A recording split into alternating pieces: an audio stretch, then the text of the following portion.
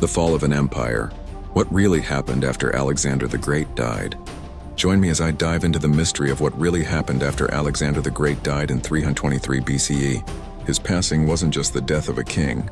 It was the detonation of a political bomb that shattered a global empire and set the stage for centuries of war and cultural transformation.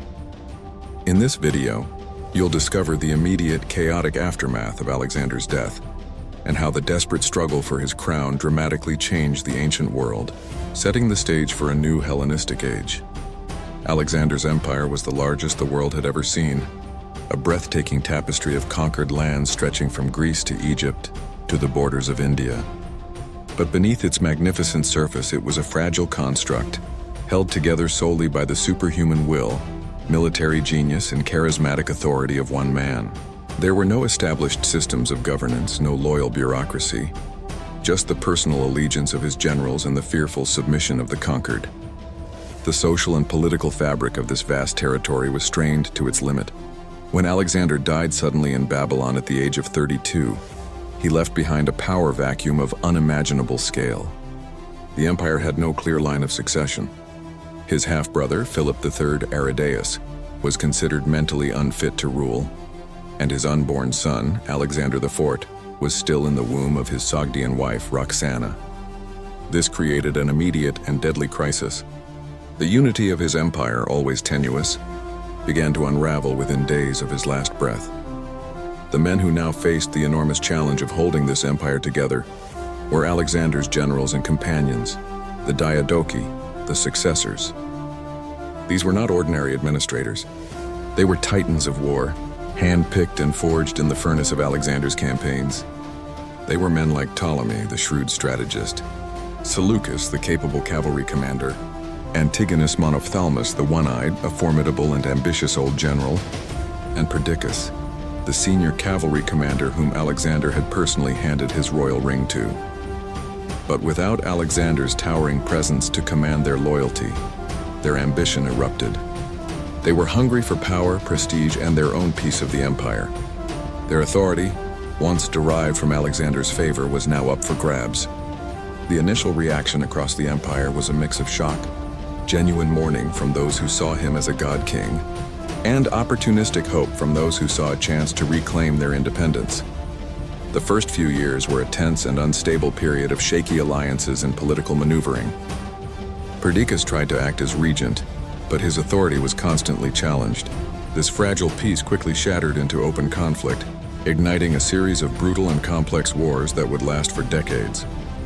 This period is famously known as the Wars of the Diadochi. These wars were not simple battles over territory. They were a multi-generational struggle between former comrades, each believing they were the rightful heir to Alexander's legacy. Alliances were made and broken with stunning speed. The battles were massive, involving tens of thousands of soldiers and the combined arms tactics they had perfected under Alexander. It was a slow, bloody dismemberment of a corpse, with each general carving out their own kingdom.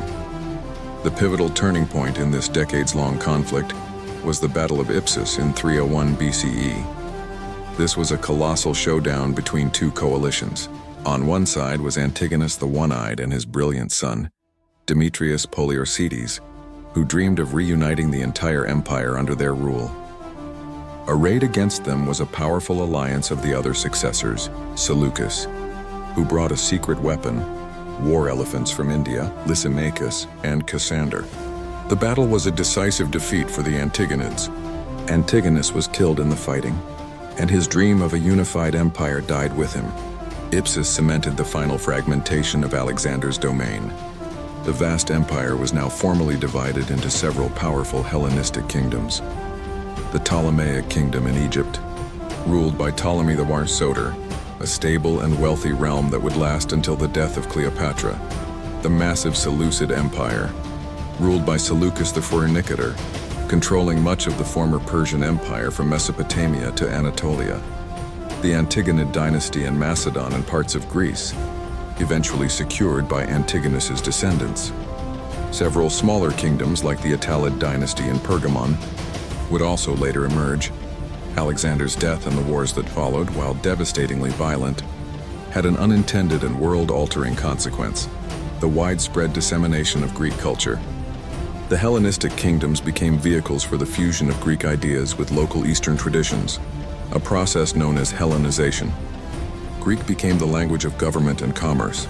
Cities were built on the Greek model, like Alexandria in Egypt and Antioch in Syria, and art, science, and philosophy flourished in this new, interconnected world. The collapse of Alexander's empire didn't erase his legacy.